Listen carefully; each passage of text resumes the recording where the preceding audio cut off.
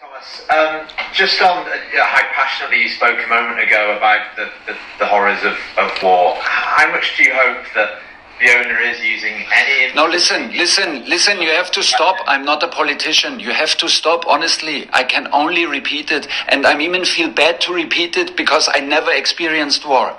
So even to talk about it, I feel bad because I'm very privileged.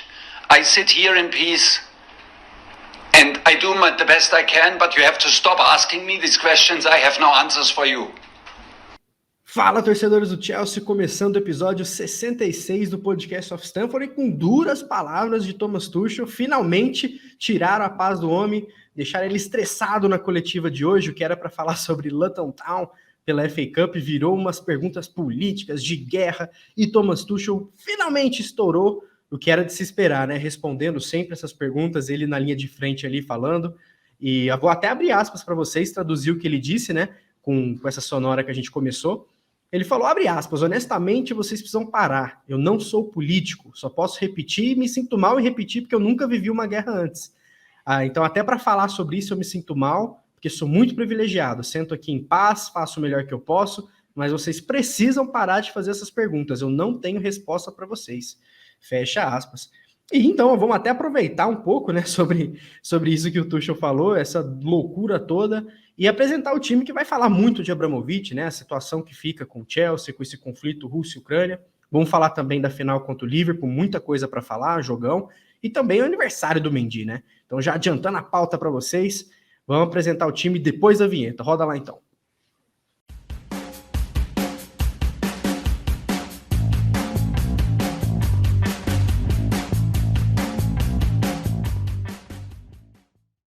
Maravilha. Começando com o nosso primeiro convidado, Gladson. Salve, Glad. Mais um podcast. Vamos que vamos aí debater esses temas polêmicos. Salve, JP. Edição 66, edição de carnaval. Salve, Gustavo. Salve, Tim. Amigo e amiga do Podcast of Stamford. Vamos nessa.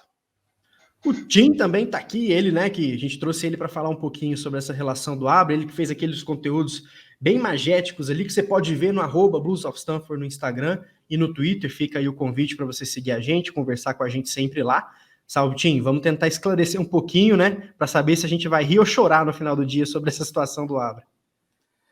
Já quero aproveitar para dizer algo parecido com o Tuchel, que nós aqui somos privilegiados e não vivemos essa situação. A gente não é especialista em geopolítica, mas a gente faz o que pode, né? Eu liguei para meio mundo, depois que essas notícias começaram a aparecer, para tentar abordar da melhor maneira possível para todos aqui. Conto com a ajuda do Gladys, que é um cara que também conhece muito de história, a gente troca bastante ideia sobre isso. E muito bom estar aí de novo com o Gustavo, que faz um tempão que a gente não produzia nada juntos. Vamos que vamos. E o Gustavo tá aí, o ADM, pra gente falar um pouquinho sobre esses temas. Salve, Gustavo. Salve, JP, salve, Gladys. Saudades, Thiago Langendorf. Bom estar com os senhores, e que bom que você trouxe o Tim e o Gladys para falar sobre política, porque daí eu fico ali só na bola, que eu me garanto e não falo nenhuma besteira. Bom estar com os senhores e bora para mais um programa. Maravilha, convites feitos, introduções feitas, já ouvimos a sonora do Tuchel, mas vamos começar falando sobre todo esse esquema do Abramovich, né? Minutos antes ali da final contra o Liverpool, soltaram um statement oficial no site do Chelsea, com o Abramovich falando que, claro, sempre pensou no melhor para o Chelsea, e seguindo esse contexto, sempre pensou, sempre vai pensar, e seguindo isso ele passaria a administração para um comitê de confiança dele, que tem Bruce Buck, tem Emma Hayes e outros nomes que tem até no nosso Twitter, você pode ir lá procurar nos nossos conteúdos. E Tim, vamos lá. Muita gente falou, puxa, o Abramovich vai vender, não vamos contratar mais, vão tirar o Chelsea dele. Fazendo um panorama inicial, cara, qual é a boa que está acontecendo com o Abra hoje? Ele está preocupado, é uma manobra para proteger um asset dele, que é o Chelsea, ou você vê isso como algo que vai impactar o dia a dia do Chelsea ali, jogadores, Tuchel? Como que você avalia a situação a priori, assim? Olha, num primeiro momento, acho que o impacto no campo vai ser pequeno, visto que o próprio Chelsea tem uma dívida, né, com o Abramovich de 1,5 bilhão de libras, que teriam que ser pagas caso o clube seja vendido. Então, além do valor que alguém vai ter que pagar, que pelo que se diz foi oferecido 2,2 bilhões e ele não aceitou, tem mais esse valor. que ele não vai deixar barato, então teria que ser arcado por esse novo dono, porque o clube nem teria como pagar isso tudo. E ninguém vai querer comprar um clube e falir ele imediatamente. Não faz o menor sentido tu pagar uma fortuna por um negócio que nem é rentável. O futebol não dá dinheiro, o futebol dá muito mais ganho de marketing desportivo e o sports washing, que a gente já falou algumas vezes. Então não faz muito sentido. Acho que para ele vender o clube agora, teria que ser uma coisa que ele não tem escolha. Ele teria, vou perder o clube, então eu vou vender. E ele teria que achar alguém que tem muita grana. Isso também é um problema. Agora, quanto aos fiduciários, aos curadores aí da Chelsea Foundation, o problema é legal, né? A questão legal que teria que ser vista para que essas pessoas tomassem a administração do Chelsea, porque não é uma coisa simples. Ele vai continuar sendo dono, ele continua tendo todas as ações e ele vai passar como se ele estivesse se aposentando da empresa e ele continua sendo dono da empresa, mas quem comanda é a board, né, ou a direção. É possível de se fazer, mas eu entendo as ressalvas desse grupo em querer entender essa situação antes de se atirar nisso, porque, né, vamos ser bem sinceros, não é o tipo de trabalho que a Emma Reis, por exemplo, está acostumada a fazer. O trabalho dela é bem diferente. E aí teríamos o Bruce Buck, mas o Bruce Buck é uma figura que não é recente, ele está há muito tempo lá no Chelsea, mas ele não tem esse cargo atual dele, gera alguma polêmica, assim, nem todo mundo é muito fã. Seria bem estranho se isso se resolvesse da noite para o dia. Então, eu acho pouco provável que a gente não vá ter mais desenrolos nisso tudo, assim como eu também acho muito pouco provável que o Chelsea vá sofrer sanções econômicas, tá? O clube Chelsea. É muito pouco provável, visto que é uma empresa inglesa. É uma empresa inglesa, não é uma empresa russa. Eles não têm base na Rússia. O dono é russo, assim como tem donos russos em vários outros negócios na Inglaterra e ao redor da Europa. É muito difícil tu pensar na ideia de que um russo vai ser sancionado pelo simples fato dele ser russo. Porque, querendo ou não, a guerra não é uma opção do povo russo. E aí a gente pode falar das conexões, e vamos falar mais além das conexões do Putin e do Abramovich, mas não existe uma questão, uma comprovação legal das influências de Abramovich, do que ele poderia ter, inclusive muito pelo contrário, né? Pelo que se fala aí nos reportes recentes, ele está tentando negociar através do comitê da comunidade judaica da Ucrânia. Depois a gente vai falar vou falar um pouquinho depois da história do Abramovich, tá? Vou deixar isso para mais para frente, porque contando um pouco quem é Roman Abramovich, a gente vai entender por que ele está metido nessa, e afinal, ele é amigo do Putin mesmo, ou ele só é um cara que sabe sobreviver ao caos que é a Rússia? Não, perfeito. Inclusive, Gled, né, comentando sobre o medo que o torcedor mesmo, nós temos disso ser afetado no Chelsea ou não, né? Eu acho que o susto que a galera tem é que se congelar o Chelsea do Abramovich, ele não vai poder vender, né? Ele não vai poder injetar dinheiro, se ele sofrer as famosas sanções. E a galera tá com dúvida se isso pode acontecer ou não. Então, antes de saber seu panorama sobre essa possibilidade, sobre como se enxerga isso, é até bom lembrar que o Tim estava comentando que o Chelsea não é o único que está meio pendente com isso, né? É bom lembrar que o Mônaco é um time que também é administrado por russos, né?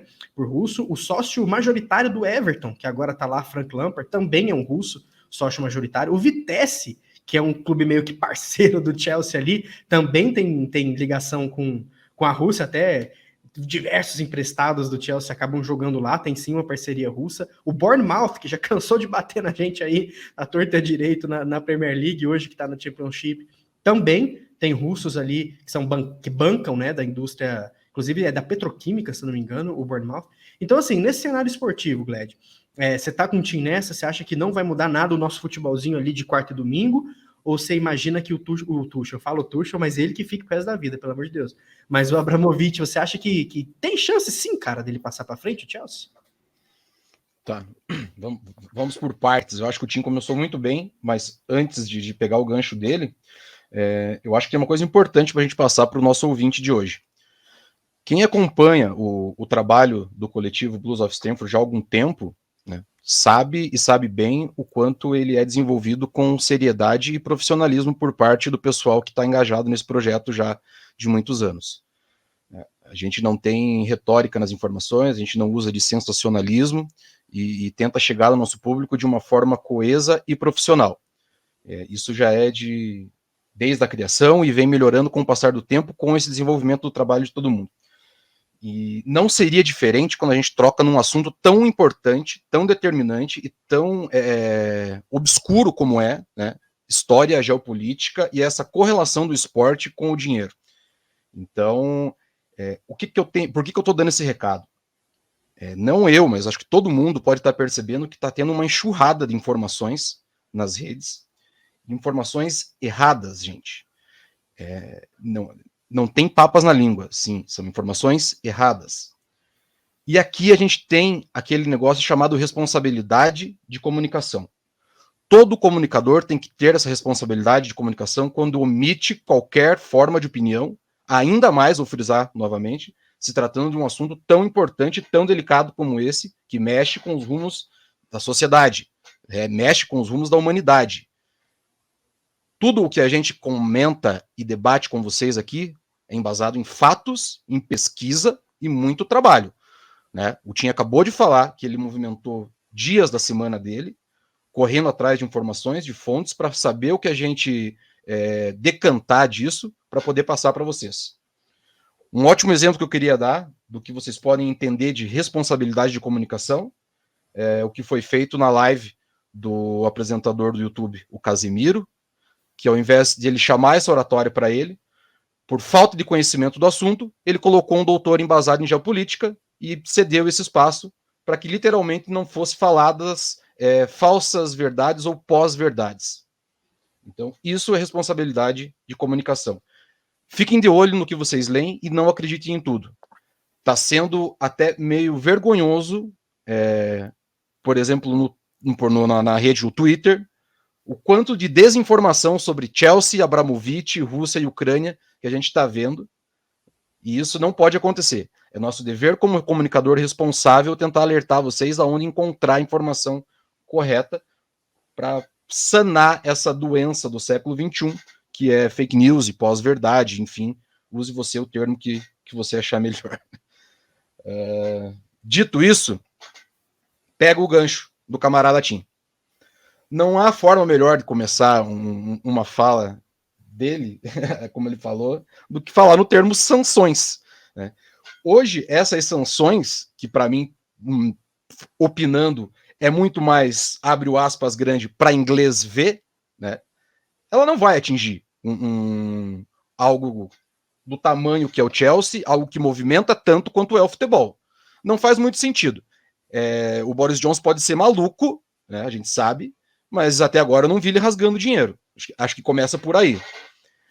E até porque passa um pouco pela questão da hipocrisia quanto às sanções serem para o Ocidente usar de uma narrativa errada também, né, escolhendo o bem e o mal, o certo e o errado, o mocinho e o bandido, porque no mesmo dia que a Ucrânia teve as suas fronteiras, vamos dizer assim, invadidas pela Rússia, a própria Inglaterra, a Alemanha e vários outros países compraram milhões de metros cúbicos de gás da Rússia. Então, que sanções são essas econômicas que só reflete aonde o olho do Ocidente está mirando? Que nesse caso é o entretenimento e pelo viés do futebol. Então a gente precisa tomar um pouco mais de cuidado quando a gente vai falar disso daí, porque a coisa não é bem assim. E falo de novo, o Tim começou bem, e acho que ele dá uma decantada boa, que um fio, a gente não consegue contar tudo o que acontece dentro dessa questão territorial, dentro desse recorte curto político que a gente tem. Quanto a Roman e a fundação do Chelsea, eu acho que não dá para ser tão simplista quanto a gente imagina, mas quando a gente está falando de negócios, a gente está falando de dinheiro do próprio bolso. Ele, como dono do clube, ele pode literalmente fazer o que ele quiser com o clube. Hoje, amanhã, depois de amanhã, a fundação, né, para quem tem interesse de saber para que serve uma fundação, além de 20% das atuações serem filantrópicas, tem ótimos vídeos na internet e artigos que contam para você que ela serve, na realidade, para proteger o dinheiro de oligarcas, como é o Roman. O Roman, ele é um oligarca da cortina de ferro da extinta União Soviética. Mas isso aí, quem vai contar para frente um pouquinho é o Tim. Então, a fundação, ela tem um papel, basicamente, de proteger não a instituição, mas proteger o nome e o dono do dinheiro, que é Roman Abramovich. O clube, ele não vai sofrer sanções desde que não sejam feitas sanções contra o dono do dinheiro. A história é o velho clássico do John Wayne. Siga o rastro da grana. A gente começa a entender melhor como que funciona esse processo. Então, respondendo a tua pergunta, eu duvido e duvido muito. Pode acontecer? Claro que pode, mas isso é só uma opinião. Não, maravilha. Eu acho que é até interessante a gente esticar um pouco esse assunto, porque além de muita desinformação, a gente não tem detalhes, né? Temos o conhecimento, o estudo, a pesquisa, mas então quanto mais informação apurada, informação estudada, bem embasada, que a gente puder passar para vocês, melhor, né? Porque não dá para basear nossas opiniões com arrobas de perfil de futebol ali, que vai jogar alguma coisinha para ganhar um like, que vai jogar uma coisinha para falar o fim da era do Chelsea acabou, quem vai contratar, já era, quem vai vender o clube. Não é assim, gente. Se fosse assim, poxa, seria muito ruim, imagina. Não, gente, então acabou o Chelsea, todo mundo vamos torcer pro Bournemouth amanhã, porque acabou o nosso clube, né? Eu acho que o Gled também explicou muito bem que é isso, né? E Tim, fala o seguinte, cara, muita gente sabe que o Abra é um magnata russo, tem dinheiro pra caramba, comprou um pedaço da lua para dar pra esposa, mora em Israel, raramente vai para UK, né? Raramente vai para Londres. É o que a gente sabe dele. E os reportes estão dizendo nesse momento, ou uma horinha atrás, que ele está vendendo, né, os imóveis que ele tem na Inglaterra, uma mansão e um apartamento, pelo que eu li aqui dos reportes, né? Então, de veículos, né, oficiais. Então, assim, conta um pouco mais pra gente de onde veio o Abra, só pra gente entender até onde vai isso, né? Porque o Abramovich é muito mais que o Chelsea, né? Ele não é só o dono do Chelsea. Nem de perto. Inclusive, acho que dentro de todos os negócios que o Abramovich tem hoje, é o que menos dá dinheiro para ele, porque não dá dinheiro para ele. É uma questão puramente desportiva e de imagem, ele ser o dono do Chelsea. Eu vou começar pelo princípio da vida do Abramovich, que acho que ele vai deixar já algumas coisas bem claras. Acho que não é segredo para ninguém que o Abramovich é de família judaica, né? Ele é judeu, tanto por parte dos avós paternos quanto maternos. A questão é, os avós paternos dele eram judeus ucranianos e os maternos judeus lituaneses. Ou seja, ele não é russo. Quer dizer, ele é russo, mas ele não é de origem russa. Ele é muito mais apegado às origens religiosas, que são as judaicas, do que necessariamente as de nascimento. Como a gente tem aqui muito mais a conexão com, eu sou brasileiro. Ele é muito mais, ele se identifica muito mais como um judeu. E, bom, ucraniano, né? Acho que eu já disse aí uma coisa bem importante. Uma das grande parte da origem do Roman Abramovich é da Ucrânia. Então, ele é quase tão ucraniano quanto russo. Aí você pensa, o Abramovich é um cara que já nasceu rico, família trilhardária, e por isso ele é rico e manda em tudo, e ele faz o que bem entende. Não. Ele nasceu ali na fronteira com a Lituânia, família pobre, em meio à confusão, né, da União Soviética. E durante a infância dele, ele perdeu o pai com 1 ano de idade e a mãe com 4. Ou seja, órfão. A família dele não tinha dinheiro, e eles foram, dentro de um programa da União Soviética, levados da Lituânia lá para a Sibéria. Lá para os cafundó do Judas, na Rússia. A terra, bom, vocês já ouviram falar, né? Manda para a Sibéria. Ou vai pra... Sibéria era o fim do mundo, gente. Ele, sem um centavo no bolso, começou a vida dele como um péssimo estudante. Ele não era um cara de estudar, ele largou 2 faculdades e ele pensou em se juntar ao exército soviético. Então... porque ele é um amigo do... Hoje, ele pode ser um aliado do Putin, mas ele já fez parte do exército soviético, gente. Por pouquíssimo tempo, porque ele realmente também não era um soldado lá muito... Ele era mecânico, na verdade, e ele começou ali a contrabandear commodities dentro dessa situação do exército, porque era muito difícil, vivia numa União Soviética comunista, onde ninguém poderia ter negócios, então ele tinha negócios ilegais, né? Ele vendia gasolina, ele vendia roupas, ele vendia um monte. Ele era praticamente um caixeiro viajante. Porcos. Não, isso é mais pra frente. Mais pra frente. A granja. Nessa época aí ele era um soldado mecânico do exército soviético que vendia por coisas que ele encontrava, entendeu? Ele arranjava aqui e vendia ali. Ele basicamente vendia o que tinha para sobreviver.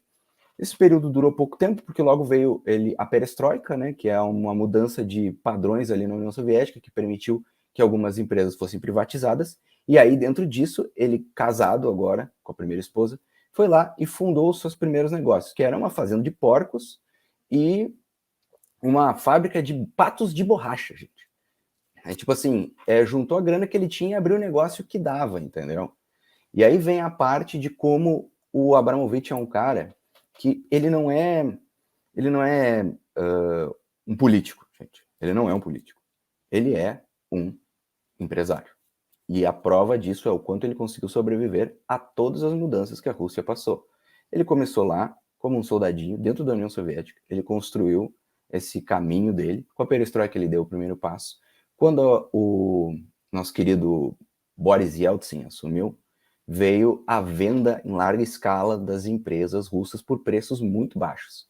E foi aí que ele começou a entrar no mercado de petróleo, no mercado de metais, nessas coisas mais grandiosas, digamos assim, se tornou um milionário. Mas você vê, ele conseguiu passar por um período de comunismo totalmente fechado, ele soube aproveitar o início das privatizações, ele soube aproveitar a queda da União Soviética, e mais além, ele era um aliado do Yeltsin, e ele foi um dos poucos que conseguiu fazer esse caminho para o Putin sem se queimar com Putin, porque aí vem um exemplo muito importante, que é o de Boris Berezovsky, que vocês já devem ter ouvido falar dele, porque ele tem bastante em pauta atualmente, nesses últimos dias, tem se falado muito dele, porque ele era o cara que era dono do canal de TV da Rússia, e era um aliado do Abramovich no período Yeltsin, eles tinham negócios juntos, e foi mais ou menos ali naquela virada em que eles tiveram as primeiras brigas deles. O Abramovich, allegedly, tá? Se diz que foi uma das pessoas que influenciou o Yeltsin a apoiar o Putin como seu sucessor. Tá? E aí, dentro disso, houve uma querela entre os dois. O Berezovsky não gostava do Putin e, graças a isso, eles romperam negócios, entraram numa briga judicial, na qual acabou sendo dada para o Abramovich. Então, o Berezovsky saiu perdendo nessa. E dentro disso, dessas brigas que ele comprava com o Putin, porque ele criticava muito o Putin no seu canal de TV, o Putin foi lá, caneteou tudo, estatizou o canal dele, tirou tudo que ele tinha e, ó, ele se ferrou. Basicamente, a vida do cara acabou, ele fugiu para Londres, ficou lá por um tempo e depois se suicidou. Até hoje se fala que foi uma morte um tanto quanto polêmica, né? Muita gente diz que tenha sido o Putin que tentou matar ele, mas a verdade é que, tendo sido culpa do Putin ou não, o Putin tirou tudo que ele tinha, porque ele se opôs ao regime dele. Tanto que o Putin, quando assumiu, nunca mais falou com Yeltsin. Você sabe, é uma figura difícil. E o Abramovich... E tem um ponto interessante nisso daí, Tim, só para complementar, desculpa de interromper, mas acho que para o pessoal entender. E até para responde, né? Ah, mas o Putin e o Abra são amigos? Mais ou menos, né? Porque assim, o que acontece? Tem esse ato na história para o pessoal falar assim, tá, beleza, ele tinha conexão com o Yeltsin, eram amigos, sim, ok, né? E obviamente tem a inteligência russa, em 2016 soltou alguns documentos mostrando que quando houve a dissolução que o Gorbachev propôs lá atrás, certo? Ainda o Estado russo tinha muito dinheiro, certo? E esse dinheiro foi literalmente dividido entre os camaradas, né? Coisas gordas. Quando o Yeltsin assume, né, então a probabilidade de ter caído algo na mão do Roman Abramovich é muito grande, né? Porque o crescimento dele foi muito exponencial quanto a riquezas, né? E obviamente não declaradas, por assim dizer. E o que acontece com esses oligarcas russos? Eles dominam, né, a capacidade financeira russa, né, tendo toda essa divisão do que era dinheiro do Estado, né, e pintam e bordam, né. Quando o Putin entra, né, ele vai na contramão desses governantes, que é justamente o que, galera, a gente precisa desse dinheiro de novo para o Estado. Né? Ou seja, vocês não podem mais deter todas essas riquezas. Então é aí que começa o êxodo do dinheiro russo para vários lugares do mundo. Né? Vamos esconder o nosso dinheiro em alguns lugares. Né? Pode ser no futebol, pode ser em compras de ilhas e assim por diante. Então isso conecta, né, ao que o Tim está falando do nosso camarada suicidado num apartamento em Londres, né, que era contra esse tipo de ação governamental do Putin de cobrar esses oligarcas. E nada mais natural que todos esses oligarcas fossem contra isso, visto que eles eram os oligarcas, eles eram os que tinham a perder com isso. Então, a amizade Putin e Abramovich, ela chega a ser até estranha para quem conhece esses fatos, porque ele é um oligarca russo, ele tinha muito a perder. Ele foi governante de um estado na Rússia durante o governo Yeltsin, ele tinha muito mais ligações, talvez, com o Yeltsin do que ele tem com o Putin. Mas é fato de que ele soube navegar todas as marés políticas que a Rússia trouxe.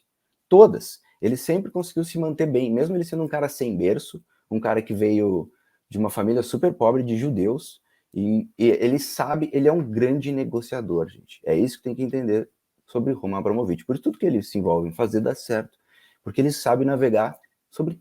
Um cara que consegue ter uma relação com o Putin, por si só, já mostra que é um negociador de primeira categoria. Entende? Principalmente passando por todas essas nuances que teve a vida dele. E assim, para finalizar, então, vem essa questão dele negociar a paz. Assim, eu acho que é uma questão muito mais da imagem dele ter colocado a imagem dele diante dessa situação e posicionado a imagem dele, do que necessariamente de que ele vai influenciar os rumos desse conflito, tá, gente? Ele tem influência. A gente sabe que ele tem um contato próximo com o Putin mesmo, porque ele foi um dos oligarcas que conseguiu apoiar ele, entendeu? E assim se manter. Então, ele pode sim ser alguém que tem o ouvido do Putin, mas eu acho pouquíssimo provável que ele modifique qualquer ideia que o presidente russo tenha traçada na cabeça, visto que ele já, por si só, os reportes dizem que ele não avisou ninguém, nem os mais próximos dele sabiam que ele ia fazer realmente aquilo. Tanto que 2 dias antes os papos eram de que não, eles estão recuando e não vai ter conflito. Então, assim, eu acho que é muito mais uma questão fidedigna dele, do Abramovich estar envolvido realmente, porque ele se preocupa com a comunidade judaica, seja da Ucrânia, seja da Lituânia, seja da Rússia, seja do mundo. Né? A gente sabe disso, a gente sabe das campanhas que ele faz através do Chelsea contra o antissemitismo, e eu acho que isso pode ser um trabalho real dele, em prol disso tudo, mas não sei se vai ter realmente grandes efeitos. O que a gente pode esperar é que o Chelsea tenha, enfim, como posso dizer, pouquíssimo a ver com tudo isso, tá? O fato dele ter retirado, ou pelo menos até agora tentado retirar a guarda do clube dele, justamente tem a ver para evitar que qualquer assunto que venha a decorrer disso caia sobre o clube. Porque a gente tem aí a informação, até confirmei ela com o consulado de Israel ali em São Paulo, de que esses comunicados, essas conversas começaram no sábado entre a comunidade judaica ucraniana e o Abramovich. Ou seja, no dia que ele passou a bola. Não é coincidência, entendeu? Não era porque ele tinha medo das sanções e ele tinha que se livrar do clube agora. Não, é porque ele vai se meter num buraco que é muito mais fundo do que futebol, entendeu? É um buraco muito mais preocupante para ele e para os negócios dele do que o futebol. Então vou tirar isso aqui, vou sair de cena aqui para não prejudicar um clube que é muito mais do que uma empresa, porque a gente sabe que futebol, quando a gente fala de futebol, não é como se a gente estivesse falando de uma companhia de petróleo, gente. O futebol envolve paixão, envolve pessoas, envolve uma história de amor que é muito mais profunda, e ele teve sempre muito respeito a isso. Então, assim, para finalizar, o Abramovich não é santo, mas ninguém é, entendeu? Ninguém nessa história é. A Ucrânia não é, a Rússia não é, ninguém é. E ele está fazendo o que ele sempre fez, que foi sobreviver e prosperar. Vamos ver. E só para dar mais aquele plus assim no final, eu acho que é um cara tão estrategista como ele, como, né, quem sabe mexer com essas quantias gordas de dinheiro, aos meus olhos é muito mais um recado, sabe? Né, desculpem o perdão da expressão aqui, mas, cara, se vocês me fuderem, eu fodo vocês. Para quem prestou atenção no começo do episódio, o Tim falou enquanto tá girando a dívida que o clube tem. E, amiguinhos, não pensem os senhores que ele não tem mais dinheiro emprestado dentro da ilha. Perfeito, olha, meia horinha aí de bate-papo sobre todo esse panorama do Abramovich com o Chelsea, com o conflito com a Rússia, se tem a ver, se não tem, e trazendo um debate um pouco mais para o nosso dia a dia, na minha visão também, né, Concordo que duvido muito que ele vá vender o Chelsea, apesar dos reportes falando que ele vai considerar pela primeira vez, ele vai sequer considerar. Já tem 3 empresas há semanas querendo, né? Já explicamos que tem a dívida, que tem o valor. E comprar o Chelsea também não seria só comprar um clube para fazer grana com um jogador, né? Que nem tá acontecendo isso todo dia. Para alguém comprar, teria que ser uma pessoa que é apaixonada por futebol e por sucesso, né? Ninguém compraria o Chelsea para transformar o Chelsea num time que vai ficar movendo o jogador por aí. Seria economicamente ruim, né? Isso seria não faz sentido ruim. O Chelsea não é o Newcastle. Não, é comprar uma empresa, uma empresa muito cara, que tá dando resultado e tá no auge, né, de faturamento. Teria que ser quem no mundo, Sheik, grupo americano, quem for, vai fazer isso, né? Vai oferecer o que precisa. O Abramovich só vai negociar se for nos termos dele. E os termos dele, gente, são inegociáveis, né? Então teria que ser uma pessoa com muita grana, como o Tim falou, e um cara que vai botar esse clube para seguir vencendo, né? Não vai ser um clube que vai simplesmente entra e sai jogador Group, Chelsea Group, não sei o quê, vamos fazer jogador aqui e ali, né? Então é muito mais embaixo o buraco. Mas agora, né, a gente vai até disponibilizar essa parte como um corte aí no YouTube para você que quer entender um pouco mais sobre o assunto, para fugir um pouco da bolha do Twitter. Mas vamos falar de futebol um pouco, né? Vamos falar de campo e bola, porque também tem muito assunto, né? A gente jogou a final domingo contra o Liverpool na Carabao Cup, né, a famosa Copa da Liga. E assim, gente, eu não sei nem por onde eu começo. Vou começar com o Gustavo, que estava prestando atenção na aula aí de história. Ô, Gustavo, assim, foi um jogão. Acho que não tem nem que. Foi um dos melhores 0x0 da história do futebol ali. Mas vamos lá. 3 gols impedidos, né? 3 gols que foram anulados, um de forma bem duvidosa, 3 gols perdidos na cara. É muito volume para ter ficado 0x0, né? Eu acho que o Mendy fez uns milagres ali, principalmente aquele chute do Mané. Talvez em outro dia ele nem pegaria aquele chute, porque aquilo lá é competência com um pouquinho de sorte também. Mas, cara, muito volume. A que você se dá esse volume? Porque nossa régua tá aumentando, né? Fomos bem ali nos últimos 2 jogos já, jogando um bom futebol. E contra o Liverpool foi um pecado, né? Muita chance de gol. Oi, cheguei. Tudo bem com os senhores? Estava aguardando a aula de Gladson Rafael e Thiago Langendorf. Cara, foi um baita jogo, né? A gente pega a final como um todo, foi um grandíssimo jogo. Eu vi muita gente falando que foi um dos melhores 0x0, uma das melhores finais que já viram na vida. E foi realmente um baita jogo.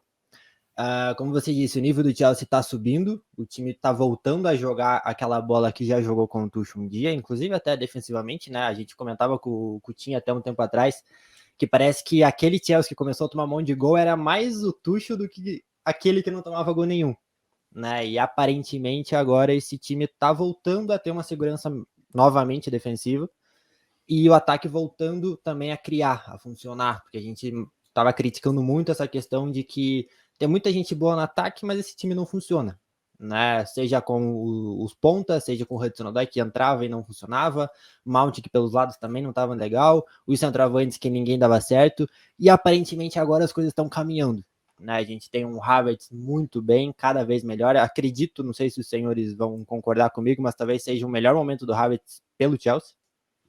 Acho que vocês concordam.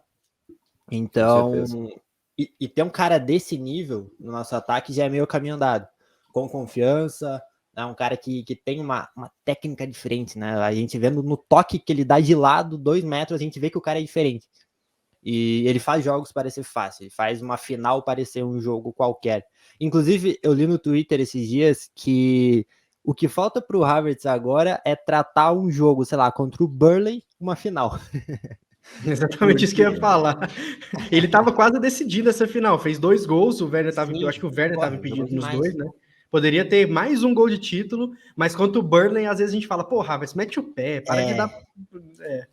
Exato, parece que é um cara que foi feito só para jogar final, né? Fica lá o campeonato inteiro no banco, joga a final, você vai decidir. É basicamente isso. Mas eu acho que e o jogo, a gente vai entrar mais no mérito do jogo, mas foi uma loucura. O Chelsea jogou para vencer. Se não fosse aquela penca de gol perdido no primeiro tempo, o Chelsea iria para o intervalo com vantagem, e é uma coisa que a gente já falou 1 milhão de vezes também, o Chelsea do Tuchel não perde jogo onde ele começa vencendo, é muito difícil ele sofrer um empate, sofrer uma virada, então imaginando que o Chelsea talvez iria para o intervalo com 2-1, digamos, que teve aquele milagre do Mendy, que também foi um gol perdido pelo Mané, mais do que milagre, foi um gol perdido pelo Mané, porque o Mendy estava caído, Era difícil imaginar que o Chelsea ia perder esse título. Mas enfim, não sei o que os senhores aí pensam, mas o Chelsea voltou a jogar bem, volta a atingir um nível legal, e a tendência agora é seguir crescendo. Entra no que o Tuchel falou várias vezes. Precisava do time mais descansado, precisava de um time sem tantos jogadores no DM, e agora essas coisas estão acontecendo e automaticamente o nível do time está melhorando. Não, e Tim, é engraçado, porque muito se fala que o Chelsea não está no nível do City e do Liverpool. Só que eu acho que tem que analisar o contexto. Porque como que o Chelsea não está no ritmo do City se venceu o melhor City da história no maior palco do futebol, que é a Champions League? Como que não está no mesmo nível do Liverpool se, assim, teve aquele 1-1, teve aquele 2-2, teve esse 0-0, sempre ali, e não vencemos o segundo jogo, porque o Chalobah entregou uma paçoquinha, e não vencemos esse porque o Mount errou 2 na cara. Estamos tão distante do Liverpool mesmo. Agora, se você chegar para mim e falar pontos corridos, 38 jogos no pau, aí eu até acho que a gente está distante um pouquinho da consistência. Afinal, o Klopp está lá os 6 anos e tem o mesmo ataque, é o quê? 4, 5. Aí é natural. Mas será que é tão assim ou é mais o detalhe, cara? Então, eu acho que matou a charada no que tu disse, no que tu falou dos 6 anos do Klopp. A gente não está no mesmo nível de tempo de trabalho, de evolução de um trabalho.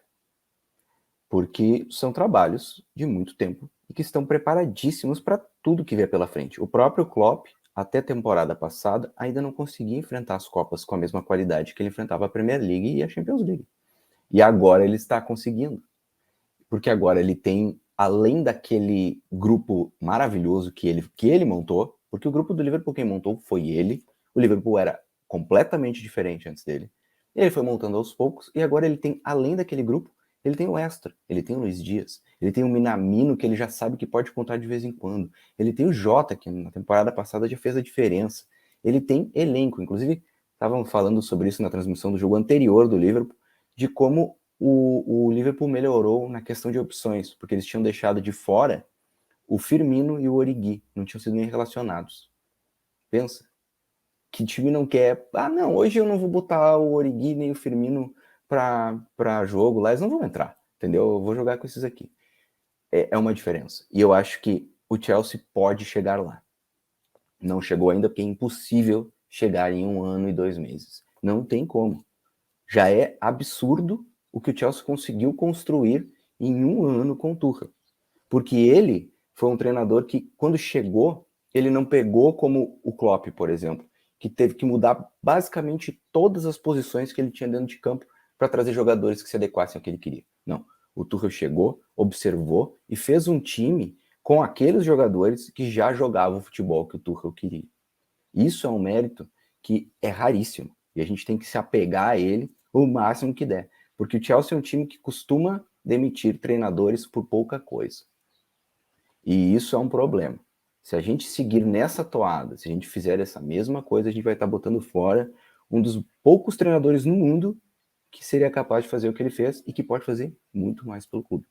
Tim, não sei se você viu também ali no Twitter esses dias, fizeram uma comparação, né, dos títulos que o Tuchel tem em 300 dias e que o Klopp tem em 2.300 dias.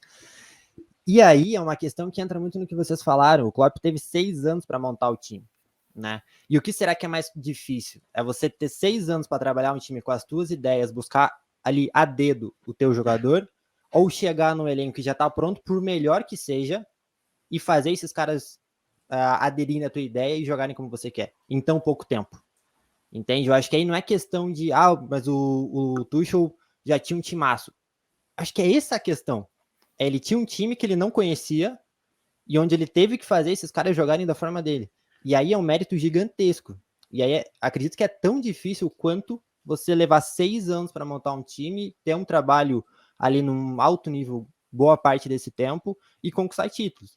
Então por isso que é muito valioso o Chelsea já ter vencido tanta coisa em tão pouco tempo sem o Tuchel ter contratado praticamente ninguém, só o Lukaku, né, que também até agora não tá jogando como ele falou. E aí também, Gladys, rapidinho, entra no que o Tuchel também falou, que a gente às vezes acha que tá contratando ali a cereja do bolo, mas o futebol mostra que isso não existe, né? Que da noite pro dia isso muda completamente. A gente achava que era o cara que faltava, mas não encaixou, então segue faltando.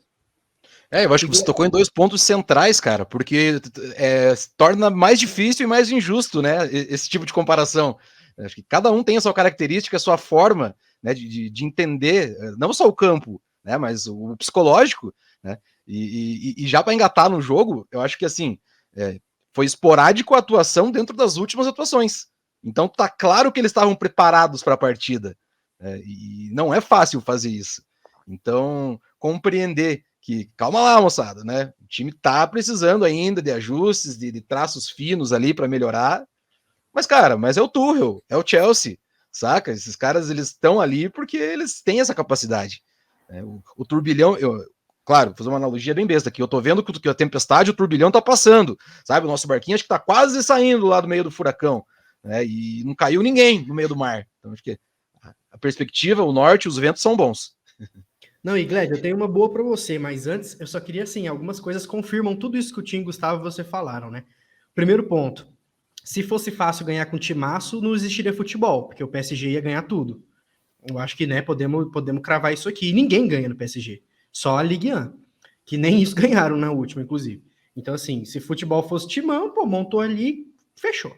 Segundo ponto, isso do Klopp, o Klopp é tão foda, isso a gente tem que dizer, que isso dele montar o time hoje, ter a opção, o Liverpool hoje ser muito melhor do que o Liverpool que venceu a Champions e a Premier, é que na primeira vez que ele perdeu o Salah e Mané, o time quase ficou fora da Champions. Acabou o Liverpool, era derrota atrás... E o Van Dijk, perdeu o Van Dijk também. O time ficou um time comum. Ou seja, você tá me dizendo que se eu tiro 3 do meu time é comum? É um pouquinho que acontece com o Chelsea. Tira o Reece e o Chilwell, não vou dizer que é um time comum, é mais que isso. Mas olha o quanto que a gente caiu. Porque o elenco ainda não está montado na sua totalidade. Por isso que a gente fala Tuchel projeto, Tuchel projeto, Tuchel projeto. Ele não tem ninguém que ele escolheu. E reza a lenda que ele nem pediu o Lukaku também. Então, assim, dizem que agora ele vai poder, no verão, ser bancado. E quem ele tá anotando o nomezinho dele. Aí já vazou Rice, Tchouaméni, Dembélé, Rafinha. Pô, já vazou Deus do mundo. Mas, assim, ele ainda vai fazer o que o Klopp fez. Só que eu acho que não vai demorar 6 anos, acho que vai demorar menos. Por isso que os ventos são excelentes, como diz o Gladson. E não tem como, gente. O Chelsea demitiu o Tuchel, mesmo se ele perder 30 seguidas, 30 aí também não, né? Mas mesmo se ele perder várias seguidas, não faz sentido algum, porque ele tem que ter projeto. Quantos tempos obscuros, né, o Sir Alex Ferguson passou com o United? Só que só lembra das glórias, porque tiveram muitas, né? Então eu acho que é por aí, e esses fatos provam exatamente o que vocês falaram, né? E, Gled, eu tenho uma pergunta massa para você aqui, cara. É o seguinte, essa vai ser boa. Eu acho assim, muito se fala do Mason Mount hoje em dia. Ele é um dos nossos melhores jogadores, é um cara que produz GA, né, que é Goals and Assists, né? Ele tem muito gol e assistência, ele contribui muito com o jogo. Só que é fato que o time estava um pouquinho melhor com o Ziyech na dele ali. Talvez não o Ziyech em si, mas sem ele no time. Ele tá sofrendo com um pouquinho de lesão, ele não começou a temporada muito, não vou dizer em forma, mas ele começou a temporada mais lento, mais pesadinho, ele ganhou muita massa muscular, o Mount ele tá forte, ele não tá mais magrelo, que nem na época do Lampard, e muito se fala que talvez a culpa tenha sido dele, esse resultado, porque ele perdeu 2 gols que eu tenho certeza que ele não perderia novamente, hipótese alguma, pelo menos um dos 2 eu tenho convicção que ele guardaria, principalmente o segundo. Eu acho que ele faria. É muito fácil aqueles gols lá. Ainda mais com um cara do nível faria.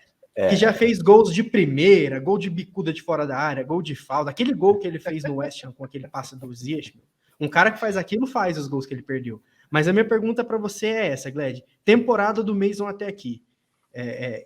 Eu acho que a gente passa mais a mão na cabeça de Cobham, de jogadores como o Mount, e com razão. Eu acho que é totalmente diferente.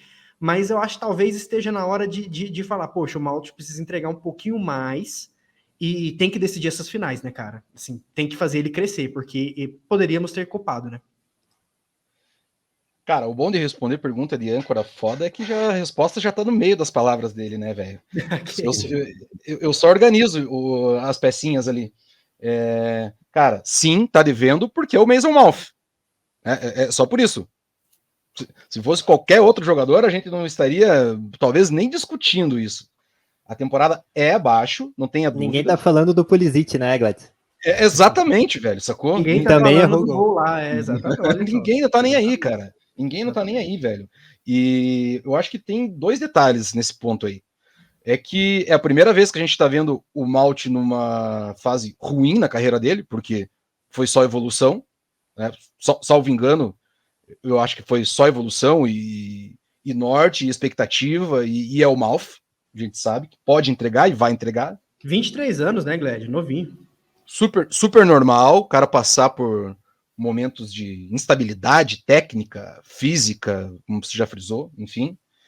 Mas você já matou a charada. E eu até acho que você é um apelão, âncora. Você falou que o Tuchel perdeu o James e o Chilwell. Porra, o cara perdeu 2 do top 5 do mundo da posição. Como é que não vai afetar o tipo de jogar, mano? Sacou? Então, para mim, a temporada abaixo do Mouth parte muito também da ideia de jogo do Tuchel que teve que mudar. A gente não tem mais 2 puro sangue correndo as duas laterais do ponto A ao ponto B. Indo e voltando o tempo todo, dando combate no meio, fazendo pressão, colocando essa bola num quadrante alto lá para o Malf trabalhar com mais calma, dando liberdade para o Kanté. Então, cara, isso muda. É muito difícil você reestruturar um estilo de jogo que vinha pronto, né, do time campeão da Champions, não tendo esse tipo de atleta. Que ninguém tem.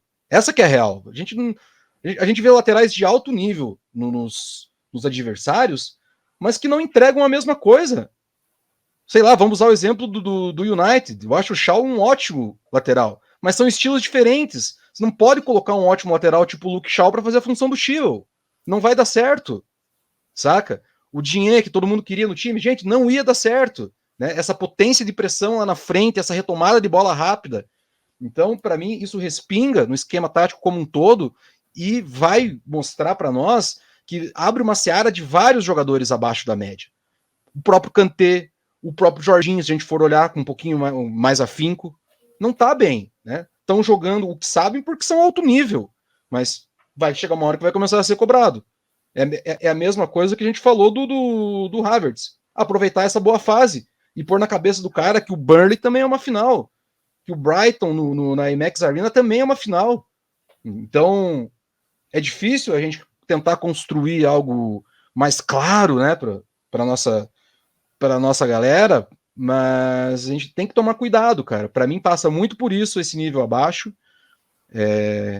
Acredito que tá tendo melhora porque tá tendo mudanças. Tô vendo um time totalmente diferente, totalmente tá me lembrando um Chelsea mais de Mourinho do que um Chelsea de Tuchel, mas tá bacana. Eu acho que é como eu falei na última fala. Os ventos são bons. E Gustavo, manda. Não, vou fazer o seguinte, vou te fazer a pergunta e você complementa. Além do que você vai complementar do Gled, eu até queria comentar que nas finais de Copas recentes, me lembro bem daquela mão do Sanches, me lembro bem nessa última FA Cup ali, que até criaram ali depois que o atacante vai ter vantagem em impedimentos milimétricos. E ontem a gente teve algumas polêmicas na arbitragem. A principal delas, ao meu ver, aquele impedimento do Lukaku, que muito poucas pessoas de veículos, de verificados e de torcedores não estão comprando muito aquele impedimento.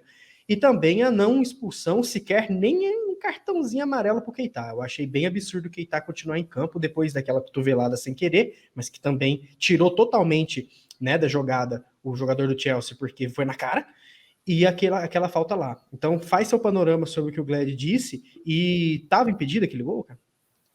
Não tava. Antes de qualquer coisa, não tava. Só uma coisinha sobre o Mount, que apesar da gente estar criticando as atuações, ele tem ótimos números na temporada, né? E que é bastante contraditório. Porque ele tem coisa de 7 gols e 8 assistentes na temporada. Acho que ele nunca teve isso no profissional do Chelsea.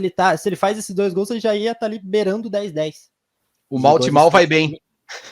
Isso, não. E é muito importante que você deixou isso claro, Gustavo, que criticar é diferente de odiar.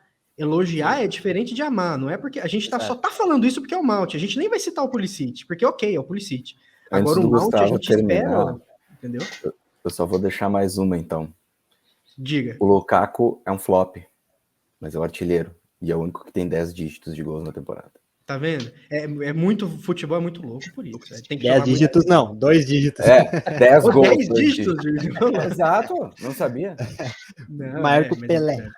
Quantos gols é isso, velho? Cara, mas enfim, sobre o Mount, além das estatísticas... 1 bilhão de gols. O Tim tá tentando contar se ele falou certo 10 dígitos ou não. Ele quer falar que falou eu quero certo. saber quanto daria 10 dígitos. Não, 1 bilhão de gols. 1 bilhão de gols. Aí tem que pegar o FIFA no modo fácil e sei lá, botar nem 2 horas assim. de jogo. Pega esse 1 bilhão de gols, transforma em 1 libra, não dá pra comprar o Chelsea ainda. Nem pagar o que ele pro Abramovich. Só pra você saber. Que informação. E assim, e a gente critica o Mount justamente por isso. E aí entra no que o JP também falou, eu tuitei sobre isso. Não tem problema você criticar o Mount. O Mount não é intocável, é a nossa joia, o cara que tem potencial de ser craque, de ser um dos maiores da história do clube, mas tem que ser criticado. E justamente por isso que a gente reclama das 2 oportunidades que ele perdeu, porque são 2 gols inacreditáveis. O gol do Pulisic também, mas ok, foi um dos primeiros lances do jogo, o time Foi 4 minutos de jogo. então ok, aí passa. Agora, ali na metade do primeiro tempo, final do primeiro tempo, tem uma oportunidade, mais na pequena área. Você podia dominar a bola, tirar do goleiro, entende? Na terceira oportunidade, na segunda do Mount, a mesma forma, entende? Poderia fazer tudo. Qualquer coisa que ele fizesse, ele faria o gol. A única que ele não poderia fazer, ele fez. Né? Ele chutou todo desequilibrado. Então, assim, tem que ser criticado. Ponto. Sobre a arbitragem, Keita, nos 2 anos que você falou, nem falta o juiz deu, e nenhuma das duas. Nem falta, muito menos amarelo, muito menos vermelho. E aí é aquilo que vem acontecendo. Contra o Arsenal, lembra da expulsão do Kovacic? Que ele nem pisou no cara, o juiz disse que foi um pisão, e expulsou. Ainda naquele jogo a gente teve 2 que saíram estourados, né? O Pulisic e o Azpilicueta. Também foi uma final que a gente ficou muito na bronca, acho que até mais do que a contra o Liverpool. Total. Contra o Leicester, praticamente a mesma coisa, uma mão estranha, um impedimento também milimétrico, que se você busca um framezinho para trás, com a bola ainda no pé de quem vai dar o passe, esse impedimento não existiria, e foi a mesma coisa que aconteceu com o Lukaku, apesar que eu acho que mesmo assim no frame que o VAR usou, ele não tava. Eu não consigo ver o impedimento. E aquela coisa, tá impedido, mas se você, na questão do frame, um frame para trás, você ia ver claramente que não tava impedido. Entende? Então, sei lá, esticar o máximo possível para alinhar da melhor forma possível para ter essa dúvida, porque senão não teria. O que me deixa mais estranho com tudo isso é que aquele gol que a gente citou agora sobre do Chilwell foi um dos gols que motivou a mudança de regra, de dar a vantagem ao atacante. Foi como e aí, eu comentei, mais uma vez acontece com o Chelsea a mesma coisa.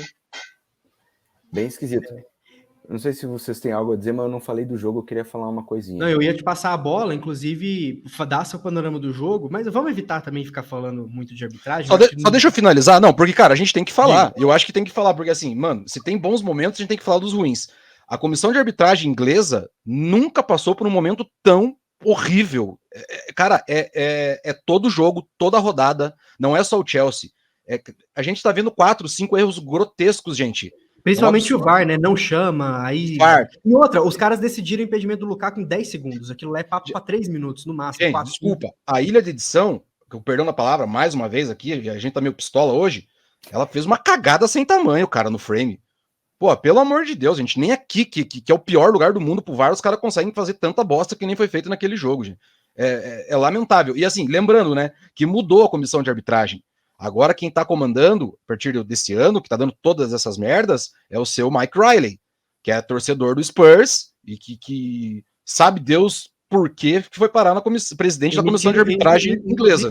Emitiram desculpa naquele pênalti do Rodri lá, que tentaram criar um negócio de impedimento do Richarlison, emitiram um pedido de desculpa pro Lampard, porque... Se eu sou a torcida do Everton e tô lá no Goodson Park, cara, eu pego meus amigos e vou jogar saco de xixi, cara, na sede da... Agora faz o quê? Agora faz o quê com o campeonato? Agora, Lampard, me desculpa. Essa nota vai me devolver um ponto? Sinto muito. Assim, mas se dane, se tu cair, assim, não, me desculpa. Se o Manchester City for campeão, me desculpa.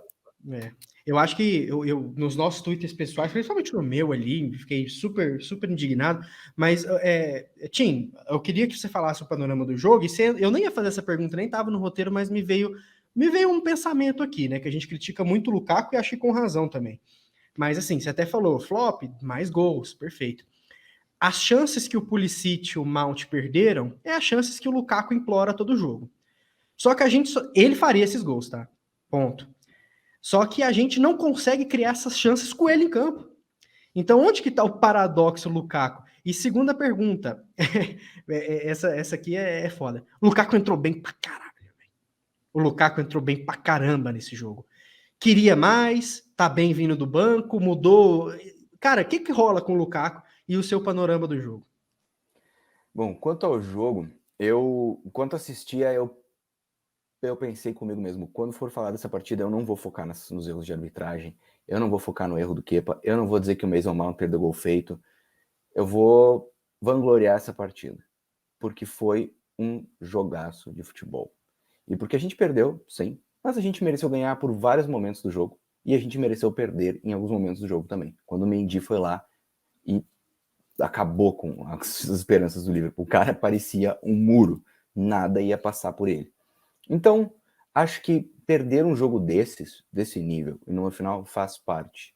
E a gente tem que dar os créditos aí pro Liverpool, porque, para mim, aquela cobrança de pênaltis acabou quando o Kepa foi pro lado que o Van Dijk ia bater. Cara, eu comentei, exato. E ele mandou um foguete na cara do Kepa e acabou com o Kepa ali. Porque o Kepa teve toda a vantagem. O Kepa sabia que o Van Dijk batia todos os pênaltis no mesmo lugar. E ele foi lá, mostrou coragem e foi lá e falou assim, ó, bate aqui porque eu vou pegar. E o Van Dijk, mais coragem ainda, foi lá, bateu e fez. E ali acabou. Ali eu falei, o Kepa não vai pegar mais nenhum pênalti. E quando ele foi bater, era meio provável que ele não fosse acertar, porque a moral dele, aí ele foi pro saco. Agora... E além disso, sobre o Kepa, entra o que eu tuitei sobre isso. Eu falei, imagina, a cabeça do Kepa, que a gente já sabe que já não é muito legal. Historicamente falando, desde que ele chegou no Chelsea. Agora você imagina, você entra no último minuto da prorrogação, no lugar do goleiro que pegou absolutamente tudo, uma das melhores atuações do Mendy camisa do Chelsea, olha que foram muitas. Você vai só para os pênaltis, os caras chutam 11 pênaltis, você não pega nenhum. E praticamente aí passou perto umas 2 ou 3. O resto você errou completamente. Imagina só do Konaté que ele quase pegou. Ele só quase pegou. Exato. Do Konaté. Imagina você chegar e você ter que bater o último pênalti. Ele não deve ter batido pênalti na vida dele. Aí você vai para a última cobrança. A cabeça do cara vai embora. E aí entra 2 pesos, 2 medidas, né? Porque foi macho para não querer sair e desrespeitou uma ordem superior. Tinha que ter sido também para não querer entrar. Ele nunca ia não querer entrar. Não, isso eu acho que não vale nem a gente criticar, porque o Tuchel e o Kepa. Gente, isso ia acontecer, isso é combinado. Os dois goleiros sabem. A decisão não foi menos correta porque não deu certo. Ele vai repetir isso de novo? Se pá, provável, se chegar no FA Cup. E com razão. Saber. Deu certo os outros vezes. Nada o que declarar sobre isso, gente. Isso aqui é querer ganhar clique e falar da decisão, né?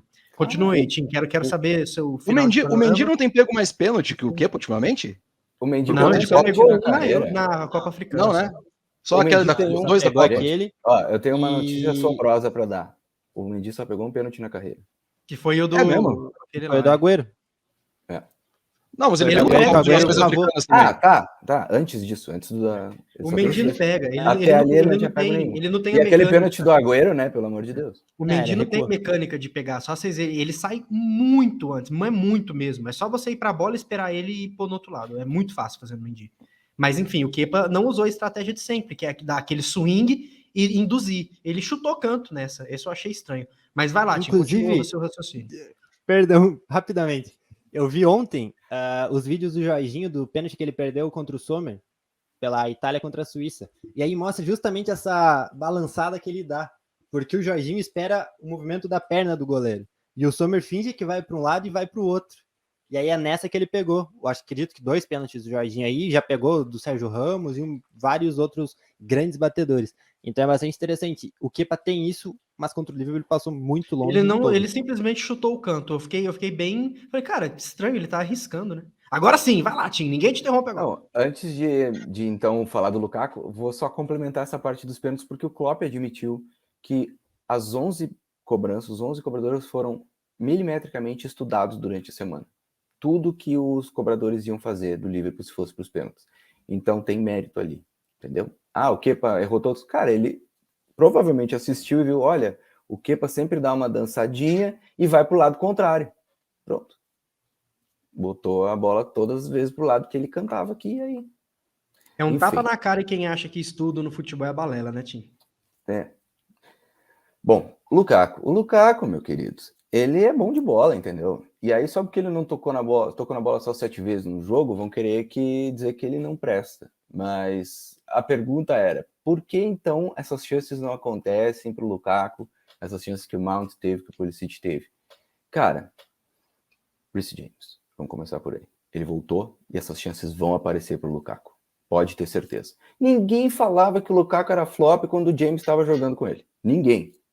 Ele estava jogando bem, o James jogando melhor ainda. Quando um saiu, o James seguiu jogando muito. Quando o James saiu, o Lukaku voltou sem ele. E não voltou.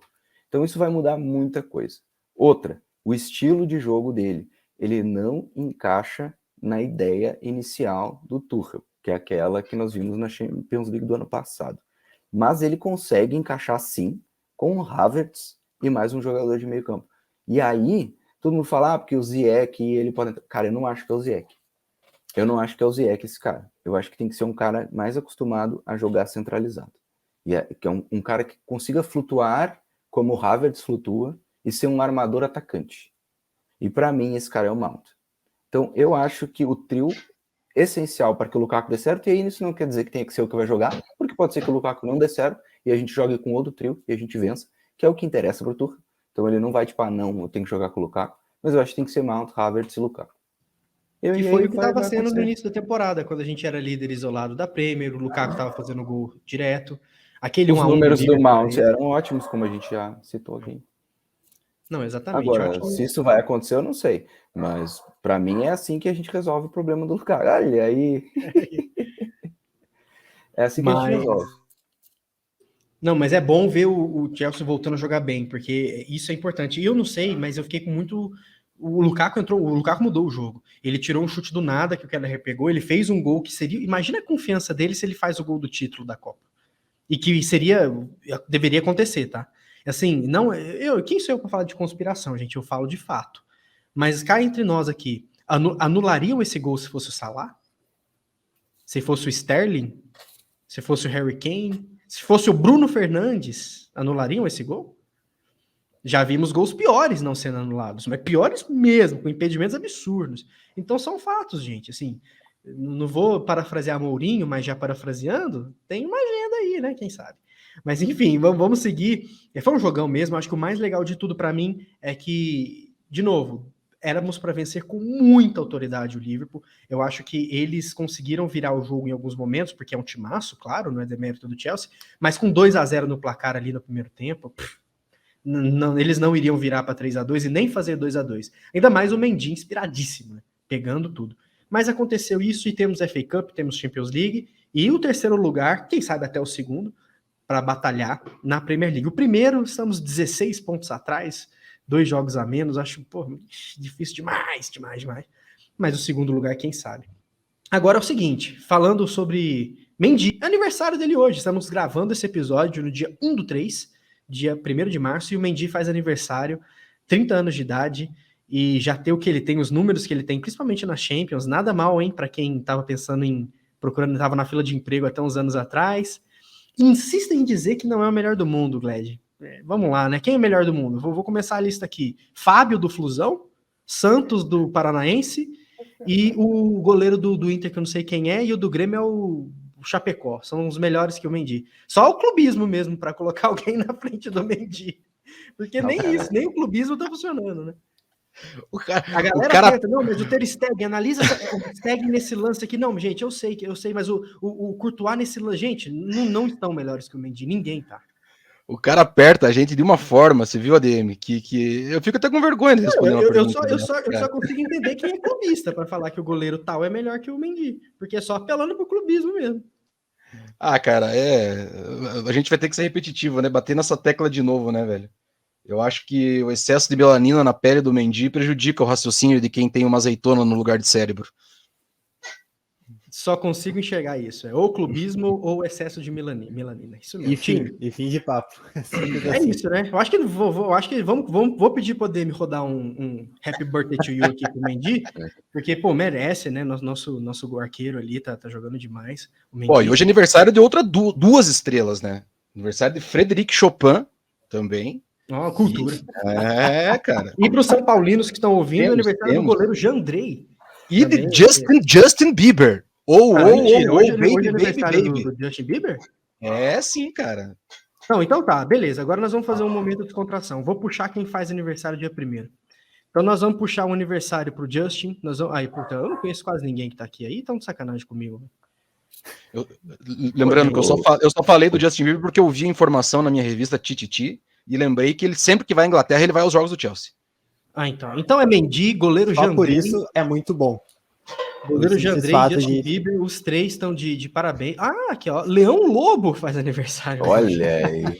Ana Hickman faz aniversário. Leão Lobo, que não vai aos jogos do Chelsea, mas só por ser leão também já tá. Tá ótimo. É isso aí. Aí, ó, a gente ainda consegue fazer as analogias. Vocês são muito incríveis. Mas, pessoal, é isso. Esticamos um pouquinho o programa hoje, que a gente fez questão de tentar trazer um pouquinho mais de informação sobre esse caso do Abra, né? Abra, Chelsea, conflitos. Acho que ficou claro, dá para saber um pouquinho mais da história dele. Agradecer aí as pesquisas, o estudo que o Glad e o Tim fizeram para trazer essas infos para vocês. Falamos um pouco aí sobre a partida do Liverpool. Foi um jogaço, né? Aquela coisa, o próprio Tuchel falou, né? Que ninguém merecia perder, mas o futebol ele precisa encontrar um vencedor, né? E encontraram, né? O Liverpool conseguiu a Copa, mas ainda temos muito o que disputar. Vale dizer que o Chelsea pega o Luton Town amanhã, dia 2, né? Provavelmente o Tuchel vai descansar alguns jogadores. Ele inclusive disse que Aspi, Ziyech, Christensen e, óbvio, Ben Chilwell estão lesionados, não sabem se vão jogar ou não. Ele só adiantou que o Ziyech está fora. Ele, de fato, não vai jogar. Além, claro, do Chilwell. O Aspi e o Christensen a gente vai ver. O Christensen que se portes confirmaram, que tá muito, muito, muito apalavrado e certo com o Barcelona já. Vocês sabem a minha opinião do Christensen. Melhorou com o tempo, porque ele conquistou dentro de campo, né? Ele foi bem, mas não acredito que vamos conseguir subir. Eu acho que hoje ele joga no combinado de Alphaville. Hoje eu acho que ele joga, antes não. Hoje eu acho que ele consegue. Eu acho que eu e ele ali na dupla, eu acho que eu consigo jogar para ele também. Mas não tô zoando. Obrigado, Christopher, e sucesso. É isso, eu acho que a gente consegue substituir ele com o Tchalobá, com o Kudê, com o Caio, com o Cole, a gente consegue substituir ele. Eu peguei a referência, Glad. Eu quero a foto do Rudiger apertando a mão da Marina com aquele comunicado xoxo do Chelsea, Rudiger extends. Só isso que eu quero saber. Um dos protagonistas do Chelsea, com certeza, desde a chegada do Tuchel. E claro, parabéns aí ao Mendy, brincadeiras à parte aí com tudo, nosso goleiraço aí, feliz demais. Uma das melhores contratações da história do Chelsea nos últimos tempos, assim, com certeza. Caiu como uma luva, literalmente, né? Frustrando os planos do Liverpool ali de vencer no tempo normal. Obrigado, pessoal. Valeu pela resenha. Esse episódio também você pode estar ouvindo no seu agregador ou no YouTube. Estaremos subindo, fazendo upload desse episódio. Vamos ver se em cortes o episódio inteiro. Acredito que em cortes, né? Ficou bem longuinho. Mas escutem no seu agregador favorito e compartilhem. @BluesOfStanford você nos encontra em todas as plataformas, principalmente aí Spotify, Instagram e Twitter. Tim, obrigado. Considerações finais e um tweet. Não vou fazer um tweet, sinto muito. Porque antes de eu me despedir, queria só lembrar que há 9 anos atrás, o Cherbourg e o Boulogne da França se enfrentavam pela 3ª divisão da França e jogavam Kanté num banco e Mendy no outro. Aí, ó, informação, gente. E aí, para me despedir, queria agradecer ao Consulado de Israel em São Paulo, que me ajudou bastante nisso, ao Gustavo Hoffmann também, da ESPN, que me ajudou a bater alguns fatos, e o Mário Marra, a gente pôde conversar e eles me ajudaram muito nessa pesquisa, e dizer que a gente vai continuar indo atrás de todos os desenrolos, porque muita coisa ainda vai acontecer nessa história. Prometo sempre trazer lá no nosso Twitter, no nosso Instagram, sempre que a gente tiver alguma informação que realmente valha ser compartilhada com vocês. Obrigado. Gled, agora eu não quero suas considerações e o tweet, não. Eu quero que você traz uma curiosidade também. Papo reto. O Tim subiu a barra da despedida. Gustavo, já vai pensando na sua curiosidade, hein? Gled, considerações e uma curiosidade. Quero uma curiosidade, Gustavo. Se vira. Se vira, curiosidade? Bem, para todo mundo que é da área, lembrando que, né, no dia 1º de março de 1974, salvo engano, a empresa chamada Kodak lançou o produto que iria futuramente lhe falir. Então dá uma pesquisada aí que vocês vão curtir essa história. Cultura. Valeu, Gled, até a próxima. I am the back. Daí eu te incompleto. Gustavo, você errou, vai ter que trazer a curiosidade. Desde quando você não corta o cabelo, Gustavo? Essa é a curiosidade, vai. Vou levantar a bola para você. Também há 9 anos. Coincidência? Aí, Fechou. Ou Depois não. vocês falam que eu tudo é planejado aqui, ó. Ou É que seja, eu se o mandei. Gustavo cortar o cabelo, acabou a carreira do Mendy e do Kanté. Acabou. Mas Aí, aí, ó. só uma coisa. O episódio de hoje é uma boa, digamos, um experimento para o que pode vir com esses dois senhores aí. Tim e Gladson, Aí, ó. quem sabe? Quem Quem curte sabe? história, quem curte o time Plantamos de a 60... sementinha. Se você quer saber, engraçado, vão lá no Twitter, vocês pegam o @Gladson Rafael NC e o @Tim Langendorf, você faz o seguinte, manda um DM pra eles e fala assim, ó, eu quero o time de 83 que jogou num sábado frio de uniforme verde depois de tomar 3 Pilsen no pub ao lado. Eles vão te dar o time, cara. É o PVC do Chelsea. É, eles vão te dar o time. Que música o reserva do Chelsea que usava a camisa 26 tem que ser com ouvia no música. seu CD player nos anos 80, antes de uma partida que aconteceu domingo, num dia chuvoso. Eles vão te dar a música. Provavelmente Madness. Aí, ó. Tá vendo? Não pergunta aí- de e aí- futebol, pergunta de música que o Tim responde.